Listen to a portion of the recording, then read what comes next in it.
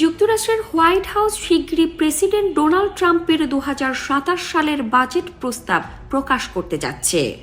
এতে প্রতিরক্ষা খাতে ব্যয় বাড়িয়ে নেওয়ার পরিকল্পনা করা হয়েছে প্রায় $1.5 ট্রিলিয়ন, যা সাম্প্রতিক দশকগুলোর মধ্যে সবচেয়ে বড় সামরিক বাজেট হিসেবে বিবেচিত হচ্ছে।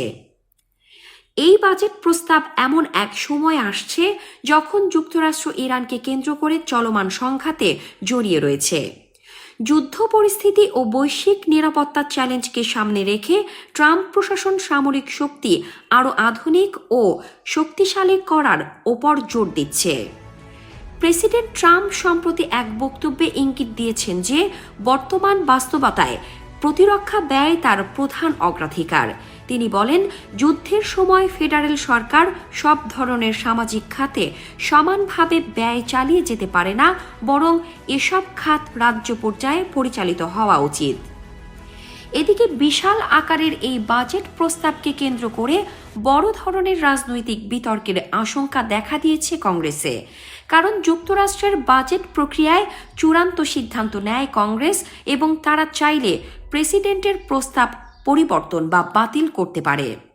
বর্তমানে যুক্তরাষ্ট্রের বার্ষিক বাজেট প্রায় $7 ট্রিলিয়ন কাছাকাছি, যার বড় অংশই মেডিকেয়ার, মেডিকেইড এবং সামাজিক নিরাপত্তা কর্মসূচিতে ব্যয় হয়।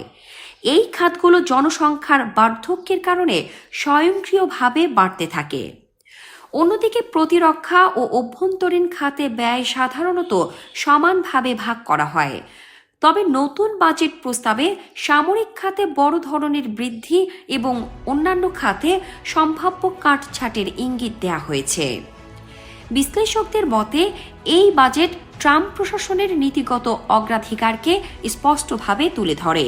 এতে জাতীয় নিরাপত্তা ও সামরিক সক্ষমতাকে সর্বোচ্চ গুরুত্ব দেওয়া হয়েছে, যা বর্তমান বৈশ্বিক উত্তেজনার প্রেক্ষাপটে একটি বড় বার্তা বহন করে। অন্যদিকে যুক্তরাষ্ট্রের অর্থনীতি ইতিমধ্যে বড় ধরনের চাপের মধ্যে রয়েছে। দেশটির বার্ষিক ঘাটতি প্রায় $2 ট্রিলিয়ন এবং মোট ঋণ $39 ট্রিলিয়ন ছাড়িয়েছে। এই পরিস্থিতিতে প্রতিরক্ষা ব্যয় বাড়ানো নিয়ে অর্থনৈতিক ঝুঁকির কথাও তুলে ধরছেন অনেক বিশেষজ্ঞ। বাজেট প্রস্তাবটি প্রস্তুত করেছেন বাজেট পরিচালক রাজভাউ। এটি মূলত কংগ্রেসের জন্য একটি রোডম্যাপ হিসেবে কাজ করবে, যার ভিত্তিতে আইন প্রণেতারা চূড়ান্ত বাজেট নির্ধারণ করবেন। বর্তমানে কংগ্রেসের চলতি বছরের বাজেট নিয়েও অচল অবস্থা চলছে। বিশেষ করে অভিবাসন ও স্বরাষ্ট্র নিরাপত্তা খাতে অর্থায়ন নিয়ে ডেমোক্রেট ও রিপাবলিকানদের মধ্যে মতবিরোধ রয়েছে।